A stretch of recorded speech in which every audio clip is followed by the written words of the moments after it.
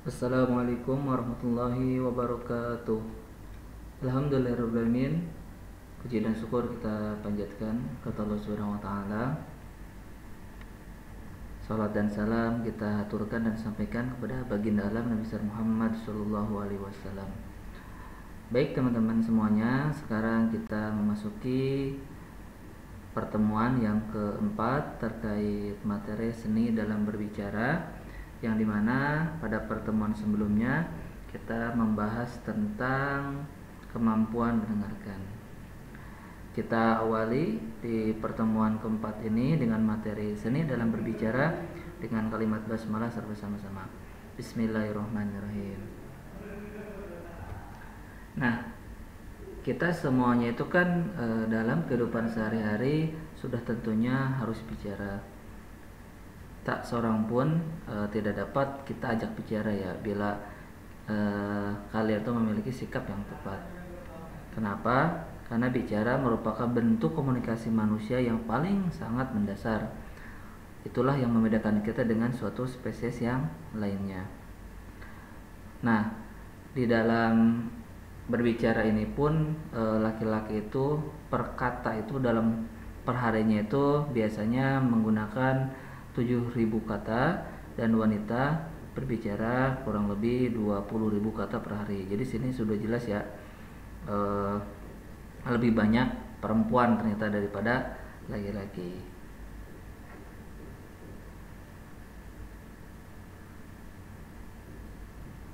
Nah, berbicara ini tuh sangat berhubungan ya dengan bahasa. Kenapa? Karena kemampuan berbicara dan berbahasa sangat dibutuhkan oleh setiap orang. Kemampuan berbicara itu menunjang kemauan kita dalam berkomunikasi. Kita perlu menguasai keterampilan berkomunikasi yang dimana tujuannya untuk mendapatkan pembicaraan yang mengalir dengan banyak orang. Kenapa? Karena komunikasi itu tidak hanya sekedar pertukaran informasi saja, tetapi bagaimana caranya agar kita itu diterima oleh orang lain dengan yang kita inginkan.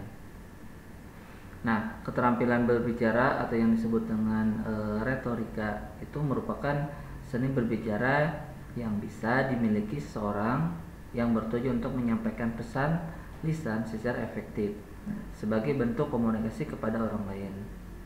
Nah, berbicara efektif di sini merupakan sarana penyampaian ide kepada orang atau halayak secara lisan dengan cara yang mudah dimengerti oleh si pendengarnya. Nah, di sini ada dasar-dasar percakapan yang berhasil ya teman-teman semuanya.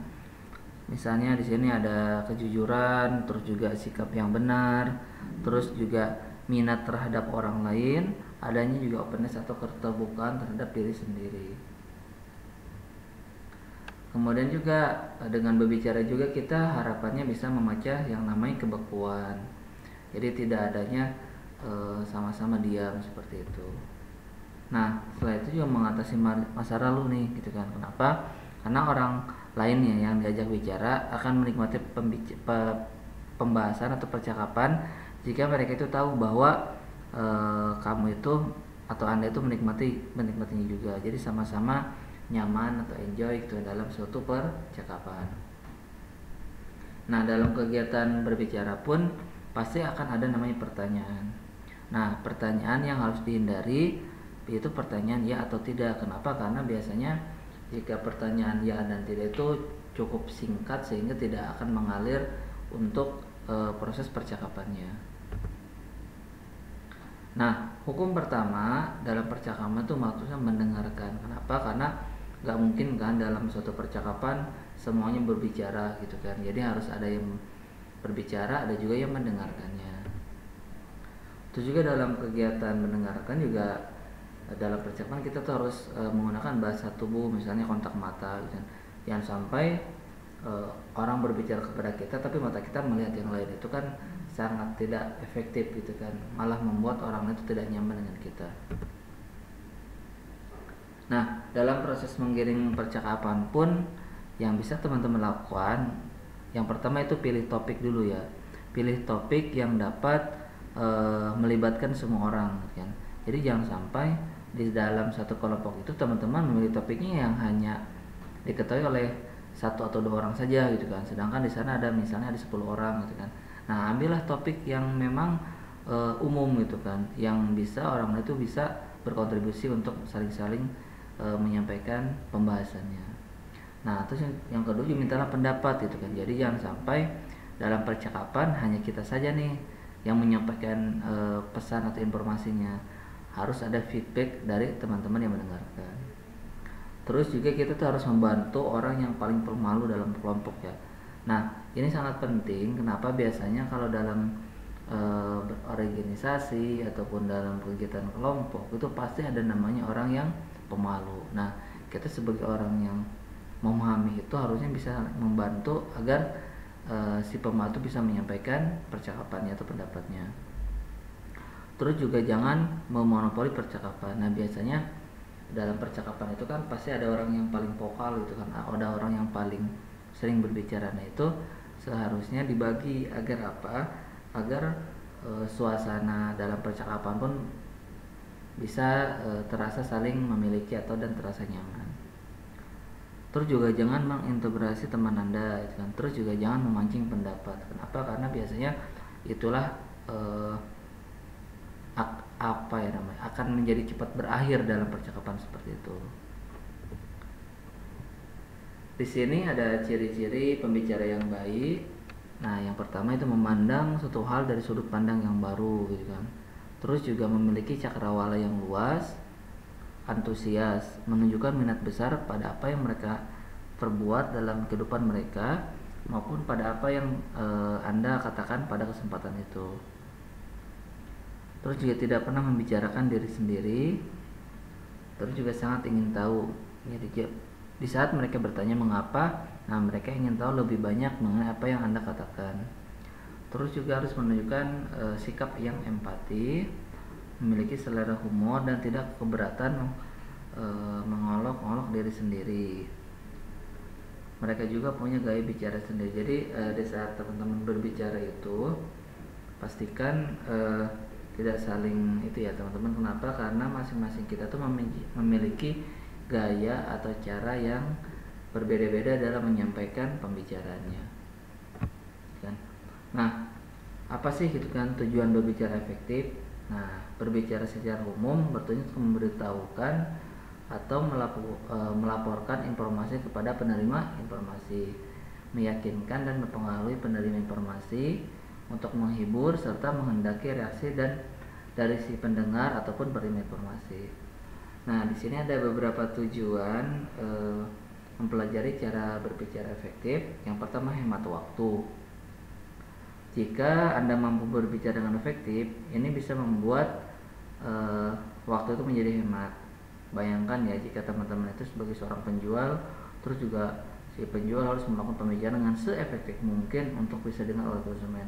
Ya sudah tentu si konsumen akan merasa bosan dengan jika yang teman-teman sampaikan itu panjang lebar, namun intinya itu hanya sama gitu kan.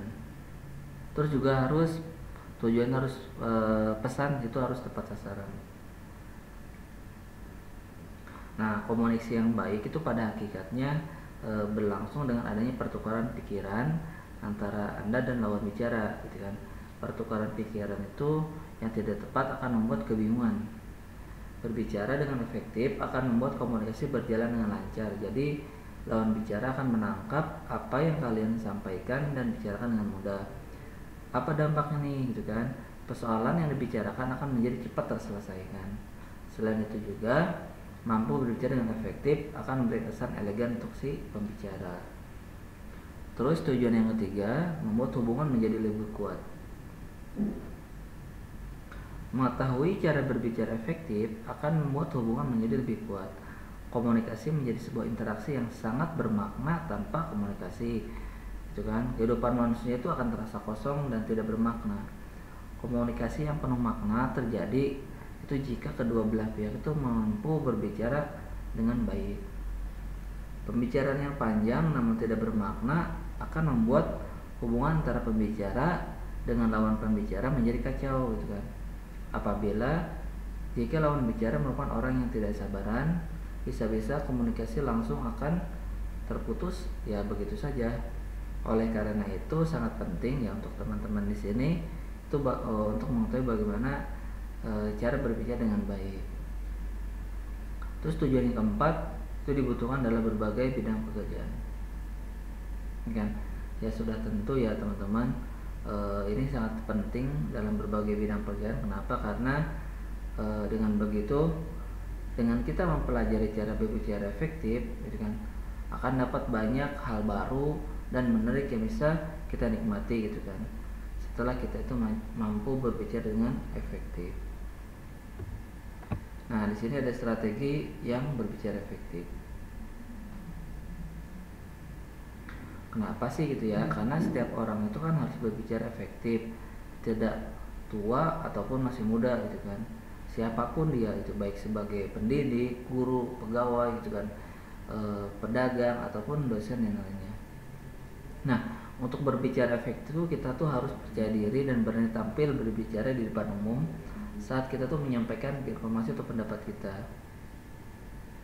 Kenapa? Karena diharapkan dengan kita berbicara efektif, kita tuh bisa mempengaruhi orang lain. Pembicara yang baik di lingkungan keluarga juga bisa membuat keluarga itu akan menjadi akrab dan semakin hangat. Karena di sini ada strategi-strateginya. Yang pertama ada mendengarkan. Untuk menjadi pembicara yang baik, kita harus belajar menjadi pendengar yang baik juga, gitu kan. Kita harus mendengarkan orang lain untuk memahami apa yang disampaikan orang lain. Yang kedua, tidak menyela pembicaraan. Kita tidak boleh menyela pembicaraan. Orang yang senang berbicara, biarkan mereka menyelesaikan apa yang sedang dibicarakan. Jika mereka telah selesai berbicara, maka mulailah untuk menanggapi topik pembicaraan tersebut. Seorang pembicara yang baik akan mengetahui dengan jelas kapan waktu untuk berbicara dan kapan waktu juga untuk mereka diam.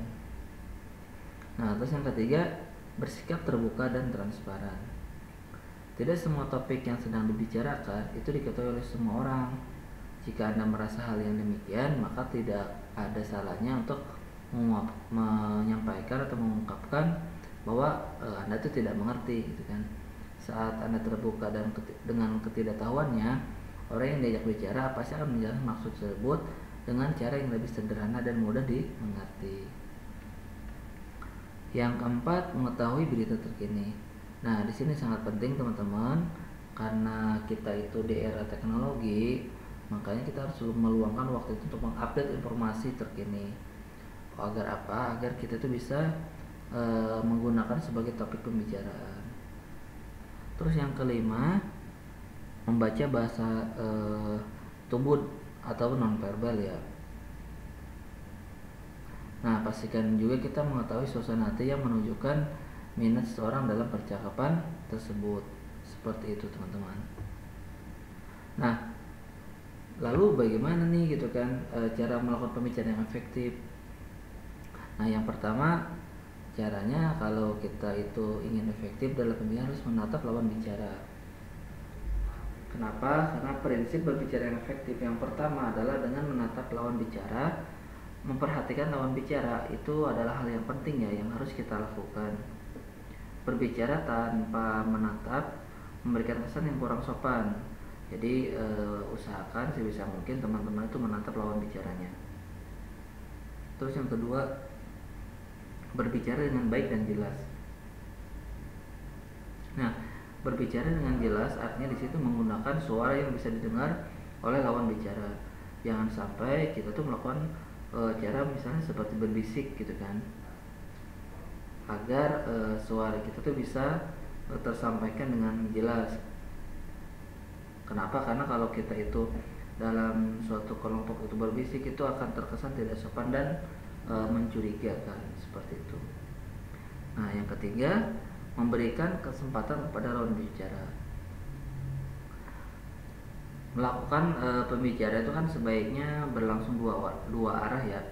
Ada yang berbicara, ada juga yang mendengarkan, gitu kan. Hal ini sebaiknya juga dilakukan oleh secara bergantian. Kita tuh tidak boleh mendominasi pembicaraan. Jadi kita tuh harus memberikan kesempatan juga kepada lawan bicara untuk menyampaikan pesannya. Nah, teknik dan prinsip cara berbicara efektif ini harus kita lakukan dengan sebaik-baiknya. Ketika lawan bicara kita sedang menyampaikan pesan, gitu kan, kita tuh harus mendengarkan juga dengan baik, terus juga meresponlah dengan memberikan tanggapan yang positif terhadap lawan bicara kita. Terus yang keempat, pahami apa yang dibicarakan. Dan banyak orang yang tidak tahu, orang yang tidak terlalu mendengarkan apa yang dibicarakan oleh lawan bicara. Padahal ini merupakan hal penting untuk dilakukan sebisa mungkin untuk memahami apa yang lawan bicara katakan. Dengarkanlah dengan baik sehingga mengerti apa sih inti dari pembicaraannya, gitu kan. Nah, di sini kapan sih gitu kan teman-teman itu harus berbicara efektif? Kita itu perlu mempunyai kemampuan berbicara secara seefektif. Karena apa? Karena berbicara efektif sewaktu-waktu diperlukan. Misalnya dalam kegiatan berpidato, terus juga ceramah, terus juga menyampaikan kata sambutan, wawancara, ataupun memberikan suatu pengarahan. Nah, pada kesempatan ini sangatlah diperlukan kemampuan menyampaikan informasi dengan lengkap, jelas, dan meyakinkan. Efektifnya penyajian lisan itu tergantung pada cara berbicara, cara mengungkapkan pendapat, dan juga isi pembicaraan yang dikemukakan untuk mendapatkan perhatian penuh dan agar pendengar mudah memperoleh gambaran yang jelas, seperti itu. Nah, di sini bagaimana cara berbicara yang efektif, gitu kan? Ada beberapa hal yang harus diperhatikan dalam berbicara efektif. Topik pembicaraan, gitu kan, terus waktunya, sasarannya, lawan bicaranya, tempat dan suasananya, serta strategi pembicaraan pun sangat perlu kita perhatikan. Yang pertama itu harus berpikir dengan jernih sebelum berbicara. Terus yang kedua, kita tuh harus mengenali siapa sih lawan bicara kita, gitu kan. Itu akan berbeda jika kita tuh menyampaikan berbicara pada anak yang kecil ataupun orang yang sudah dewasa, gitu kan. Terus yang ketiga, buat pembicaraan yang ringkas namun efektif. Kalau dalam berbicara ya kita tidak hindarilah bertele-tele, kita langsung ke tujuan utama pembicaraan. Apalagi kita itu dalam forum publik ya, seperti sedang berpidato kan, itu kan sudah tentu setiap apa yang kita sampaikan itu sudah dihitung dan terbatas. Jadi buatlah pembicaraan kita tuh menjadi ringkas, padat, namun tetap jelas. Terus juga beri gambaran pada pembicaraan, kan? Kita tuh harus sering mengibaratkan satu bahasan dengan kejadian yang lebih umum agar gambaran dari pembicara itu semakin mengerti. Terus juga ada yang paling penting adalah hindari kata-kata pengisi yang tidak penting. Misalnya kata-kata yang tidak bermaksud tuh seperti jadi ya, karena ini istilahnya tuh kekosongan, gitu. Dalam pembicaraan itu membutuhkan jeda untuk berpikir. Sesekali mungkin tidak mengapa ya menggunakannya, namun jika kita itu terlalu sering mengeluarkan kata tersebut, nanti kita tuh akan dianggap tidak jelas dan tidak yakin dalam pembicaraan kita. Apalagi gitu kan ada kaitan dengan pekerjaan, penggunaan kata tersebut menunjukkan kurang fasih dan tidak profesional. Ya, walaupun kita tuh jangan takut juga untuk mengambil jeda ya dengan diam sebentar. Ya, walaupun menurut Rafinko tuh pada tahun 2020 dia menyampaikan ada keningan selama beberapa detik itu sangat berguna, teman-teman. Untuk apa? Untuk proses berpikir dan masih dianggap wajar dalam berkomunikasi. Seperti itu, teman-teman. Baik, teman-teman semuanya, terima kasih atas waktu dan kesempatannya di pertemuan keempat ini tentang seni dalam berbicara. Semoga bisa bermanfaat. Bila taufiq wal hidayah. Wassalamualaikum warahmatullahi wabarakatuh.